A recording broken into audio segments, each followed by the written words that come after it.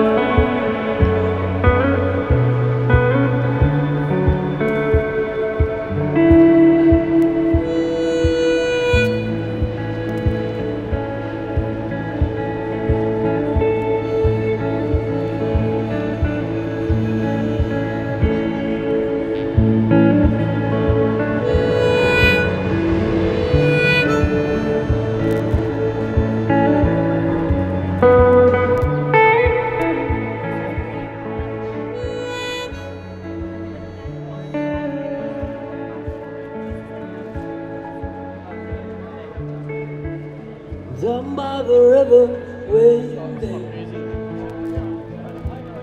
far in ahead is a thing. And there I stood in my tattered shoes, everything to give, nothing to lose.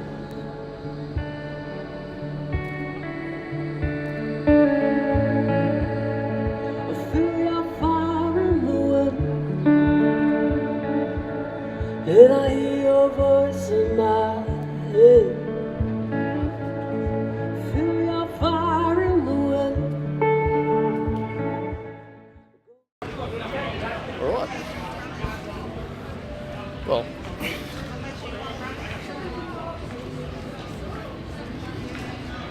it's alright, a year later I'm still doing that, leaving the thing around.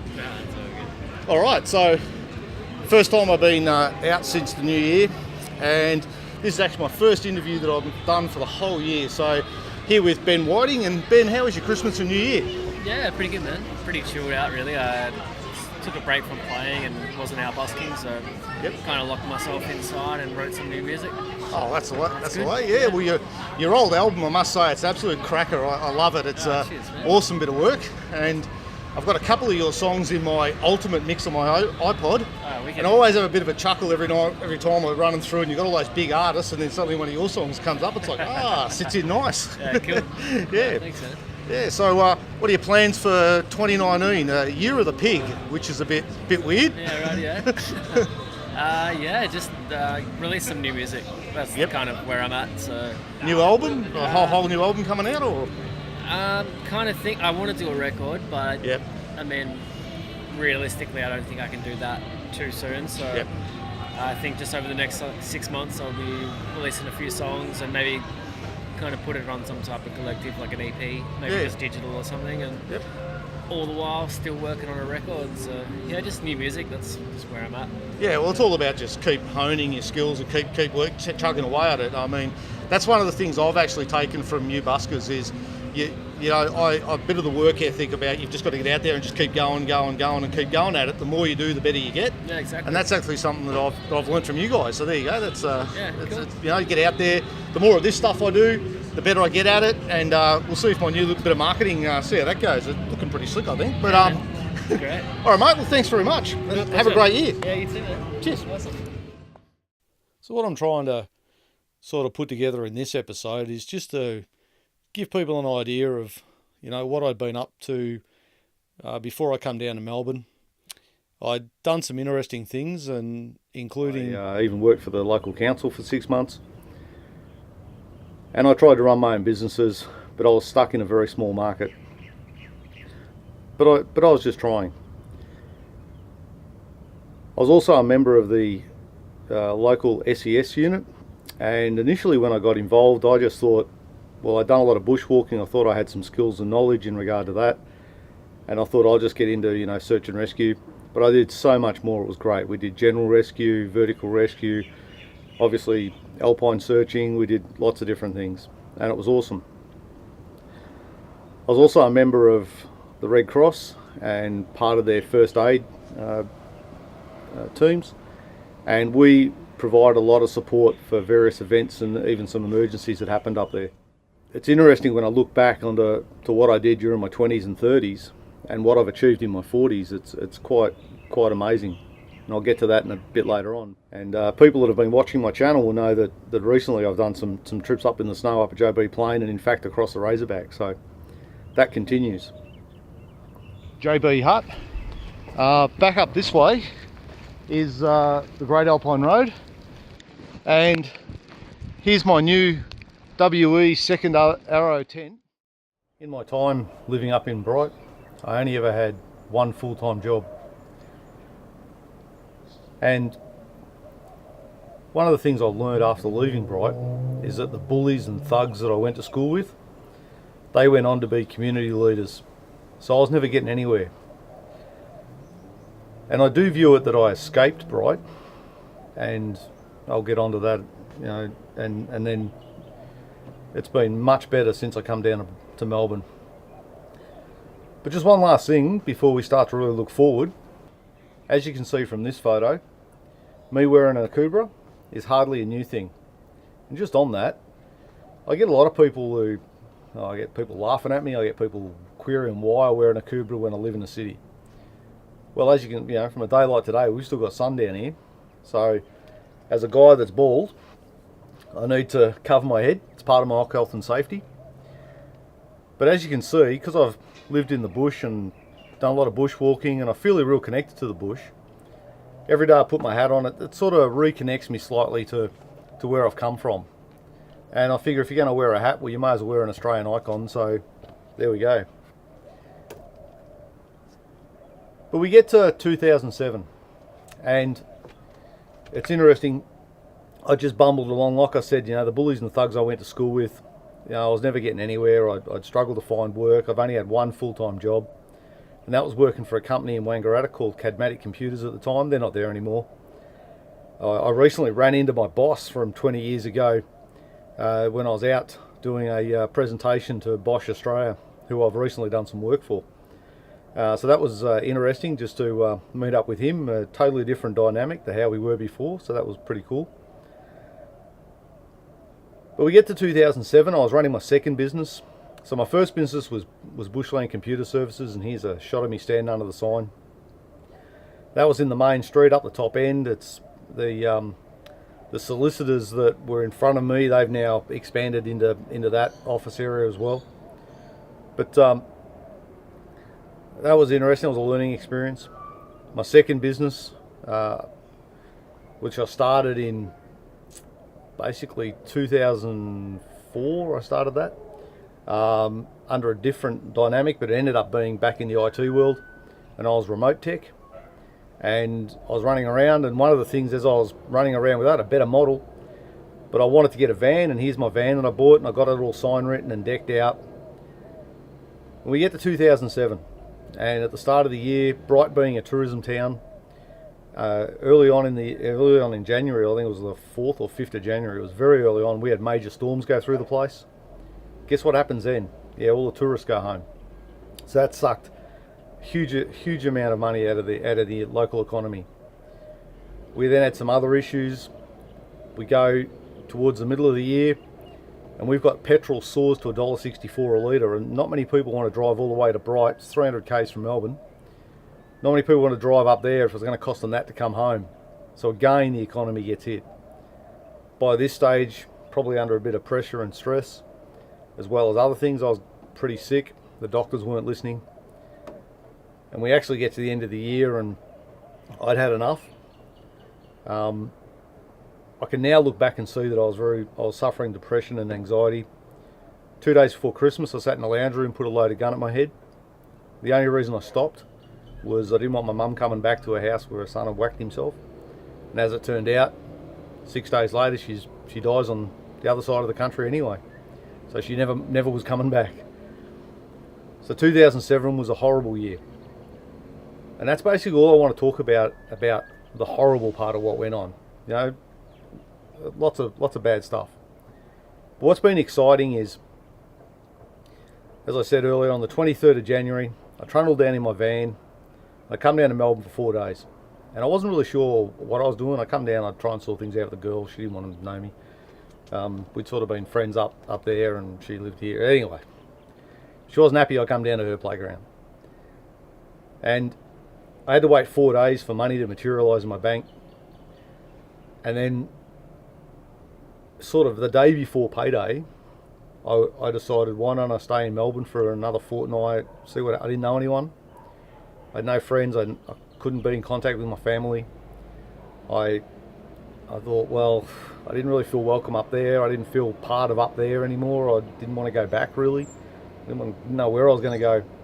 So I ended up staying for 2 weeks, and then I stayed for and then I got to the end of the next fortnight and I thought, well, geez, I really still didn't want to go home. For reasons I don't understand, something went off in the back of the brain, and was on travelling the trains and sitting down on Flinders Street and Fed Square and running around. Something went off in the back of the head and was like gobble gobble, and for the first time in quite a while I wanted to be somewhere.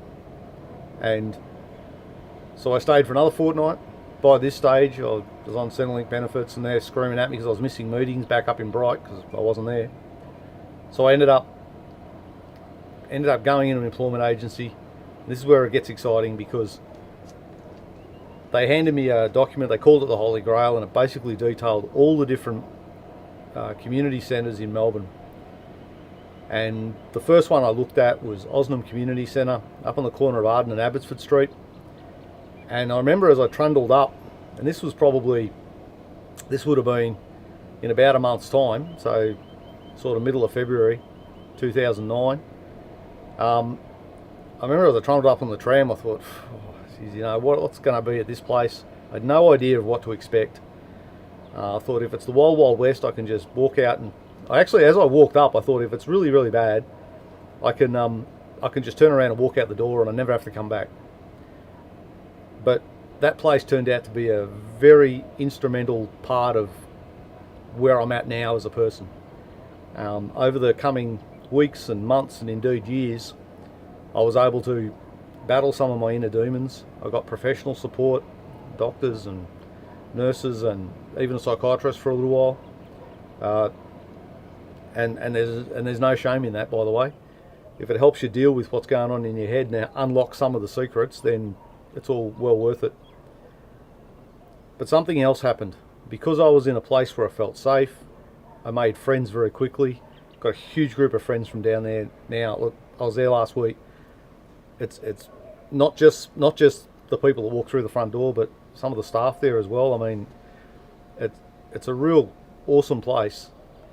And I'm not just saying that place is only awesome. There's other community centres that are awesome as well. That's just the one I spent a lot of time at. And if anyone wants to doubt the value of these centres, then my story really demonstrates why we need them. Because what this place did was it enabled me to spend the time to work out what was going wrong. As me as a person, what was happening. And I was able to explore my creativeness. And that was a revelation to me, because for a long, long time I thought I was broken. I didn't see the world the same as other people. I didn't seem to... The things that drove them didn't drive me. And yeah, like I say, I really thought I was broken. And then suddenly I started to explore my creativeness. I started doing drawings and paintings, and turns out I can draw and paint, we did some sculptures, and here's a dragon thing I made at the time. I think this is 2012 I made this. This is actually my first painting that I did. I was gifted the canvas, and this was another charity operation. This was down at Bunkle Street, and there's a service down there. They do meals on breakfast and lunch on a Saturday. But they had an arts program running, and I was able to, and I did this painting. And it's very interesting with this painting because at the time I was still in my van, so it's got me on the side of the road, and there were times when I was on the side of the road. It's got me coming from a dark place and coming to Melbourne, which I especially view now as a very bright place, like a positive place. I've recently been back to Bright, like only a few months ago, doing some snow camping. I had to stop in Bright for 3 hours, and I've got to be honest with you, I struggle to understand how I spent 30 years there, because in the 3 hours I was there, it done my head in a bit. Some of the next part of my journey has been well documented. It's detailed on my YouTube channel. It's all over my social media, but I just thought I'll wrap it up. I'll wrap it together pretty quick here, because what's important about the fact that I was able to explore my creativeness was it made me think about what else I could do. And I'd always fallen back on the IT world because that's what I was good at, but I must say I didn't really enjoy it. So at the end of 2012, I actually decided I'd go back and do year 12. I'd never done year 12. I thought, well, we'll see. I was never a good student as a kid, but it was amazing. Day one, I walked in and I was basically bigger than all the other students, so I wasn't going to get pushed around. And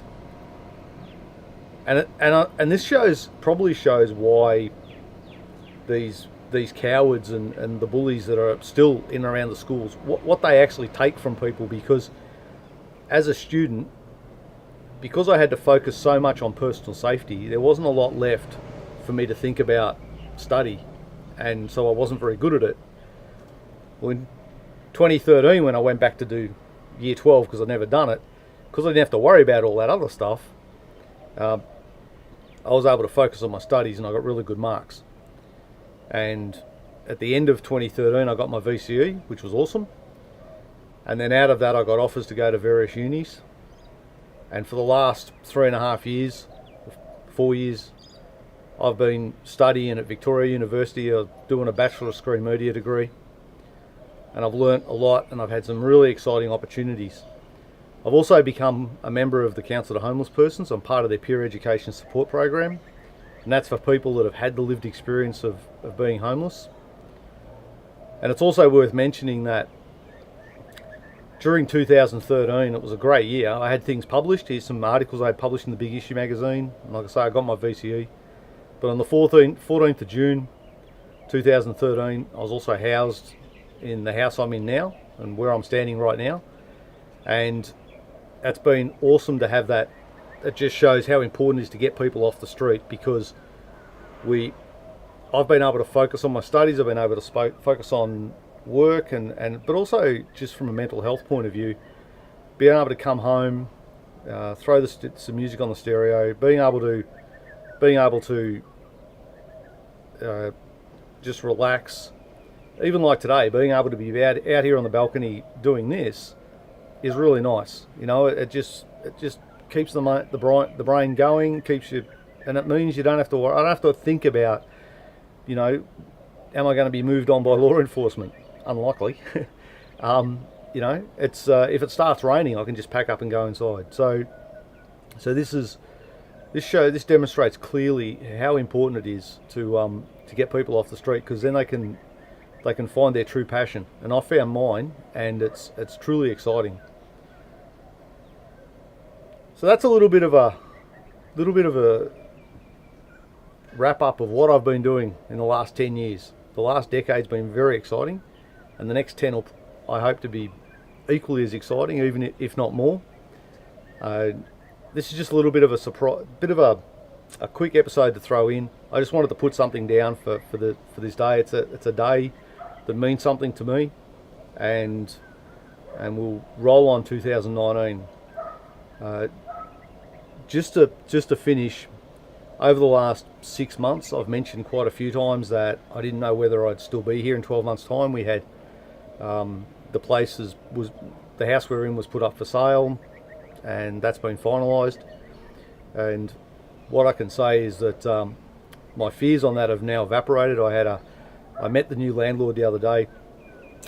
She's really cool, quite happy with everything that I do here. Doesn't want to change anything. Not doing anything with the house for a little while, 2 or 3 years, something like that. I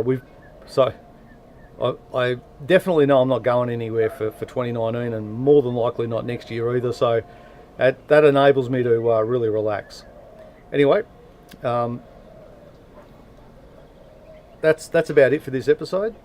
And my next episode, which is going to be up in a few days' time, is actually the outpouring of support and grief attached to Aya Masawi, who was murdered just up in Bandura, not far from where I live. And I've got a bit of a thing all wrapping that together. And it's just sad that we've still got, in today's society, we've got this sort of thing going on. A young woman just walking home and she doesn't make it. It's absolutely tragic. It's an indictment on our society. And the other thing that I want people to think about in that story is she was on her way home. There are women who are homeless who are just on the street, and how predisposed are they to acts of crime, to becoming victims of even something like that? And that's just something that I think is worth mentioning, because there's women who are homeless, obviously men who are homeless, and we've got children that are homeless. What happens? This is the thing. When I was in my van, at least I had the van, I could close the door, and it did get graffitied and one of the windows taken out, but at least it was somewhat secure. Imagine if you're just on the street. Anyway, guys, that's about it. Thanks to everyone that's watching, and please subscribe and hit the bell button. That way you'll get to know when new episodes come up. I'm going to get them up fairly regularly this year. I'm really going to get into it. So this year's a real put the foot down and let's go for it. Roll on 2019.